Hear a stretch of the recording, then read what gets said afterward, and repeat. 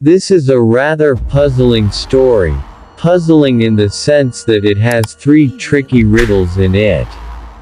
It's also about a rather unusual dragon who has a human grandmother who is even trickier than he is, but who has a kinder heart.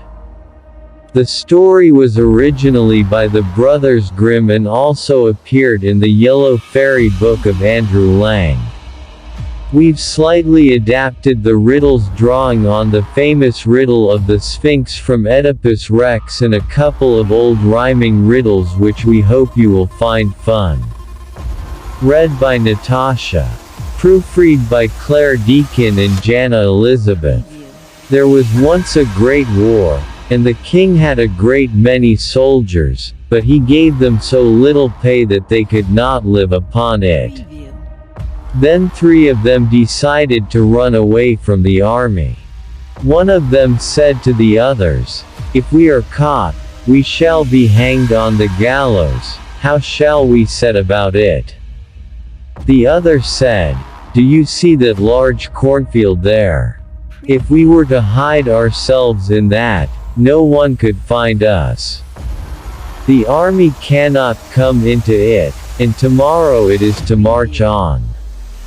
They crept into the corn, but the army did not march on, but remained encamped close around them. They sat for 2 days and 2 nights in the corn, and grew so hungry that they nearly died. But if they were to venture out, it was certain death. They said at last, "What use was it, our deserting from the army? We must die here miserably." Whilst they were speaking, a fiery dragon came flying through the air. It hovered near them, and asked why they were hidden there. They answered, "We are 3 soldiers, and have deserted because our pay was so small. Now if we remain here we shall die of hunger, and if we move out we shall be strung up on the gallows. If you will serve me for 7 years, said the dragon, I will lead you through the midst of the army so that no one shall catch you. We have no choice, and must take your offer, said they. Then the dragon seized them in his claws, took them through the air over the army, and set them down on the earth a long way from it. He gave them a little whip, saying, "Whip and slash with this, and as much money as you want will jump up before you. You can then live as great lords, keep horses, and drive about in carriages. But after 7 years you are mine." Then he put a book before them, which he made all 3 of them sign. "I will then give you 3 riddles," he said, "if you guess them, you shall be free and out of my power." The dragon then flew away, and they journeyed on with their little whip. They had as much money as they wanted, wore grand clothes, and made their way into the world. Wherever they went they lived in merrymaking and splendor, drove about with horses and carriages, ate and drank, but did nothing wrong. The time passed quickly away, and when the 7 years were nearly ended, 2 of them grew terribly anxious and frightened, but the third made light of it, saying, "Don't be afraid, brothers. I wasn't born yesterday, I will guess the riddles." They went into a field, sat down, and the other 2 pulled long faces. An old woman passed by, and asked them why they were so sad. "Alas! What have you to do with it? You cannot help us. Who knows?" she answered. Then they told her that they had become the servants of the dragon for 7 long years, and how he had given them money as plentiful as blackberries. But as they had signed their names, they were his, unless when the 7 years had passed they could guess a riddle. The old woman said, "If you would help yourselves, one of you must go into the wood, and there he will come upon a tumble-down building of rocks which looks like a little house. He must go in, and there he will find help. The two melancholy ones thought, that won't save us.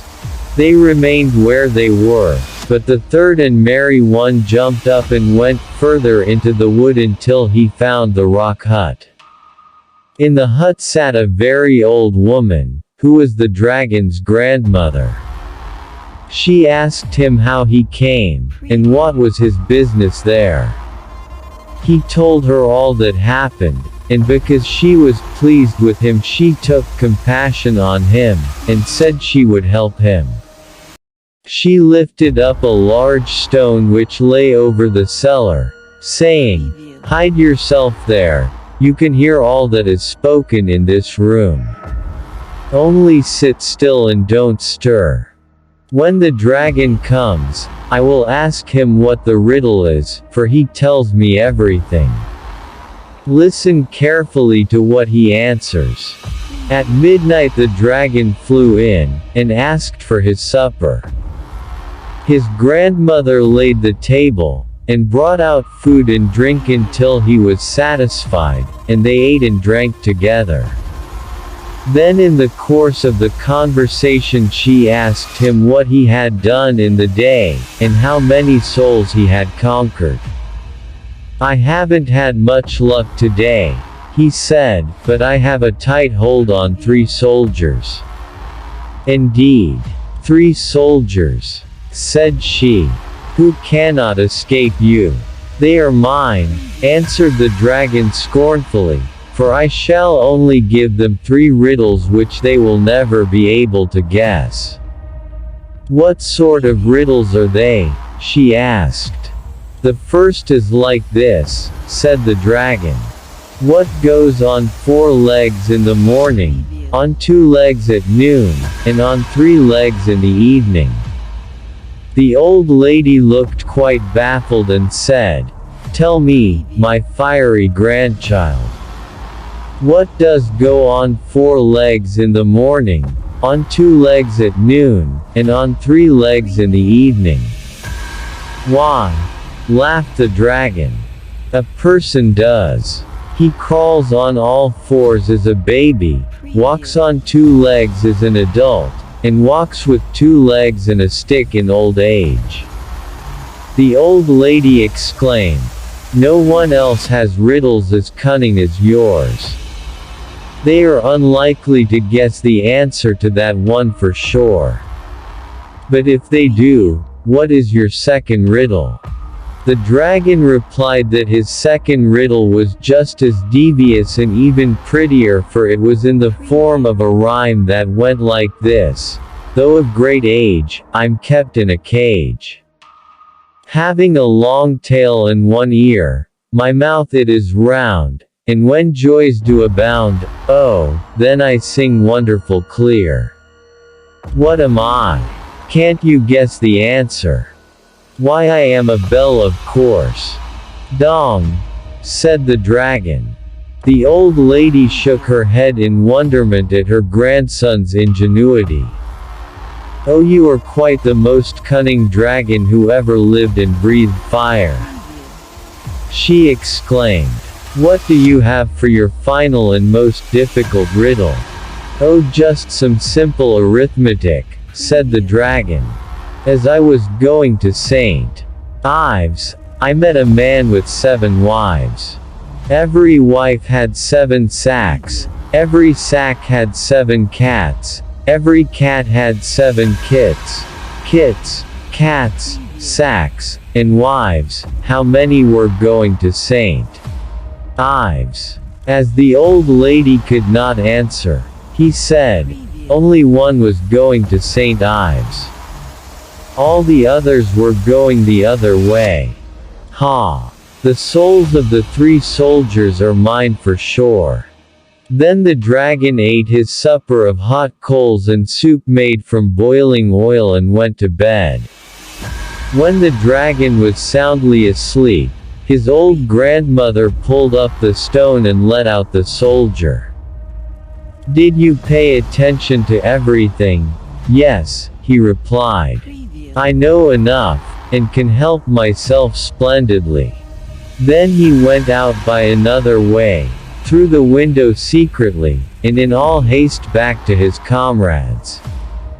He told them how the dragon had been outwitted by his grandmother, and how he had heard from his own lips the answer to the riddles.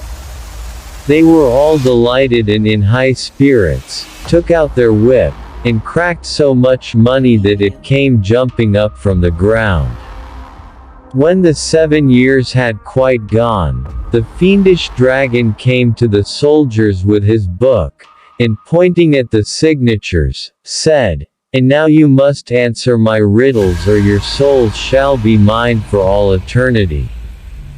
What goes on 4 legs in the morning, on 2 legs in noon, and on 3 legs in the evening? The first soldier replied, A person. The dragon was much annoyed, and hummed and hawed a good deal, and asked the next riddle.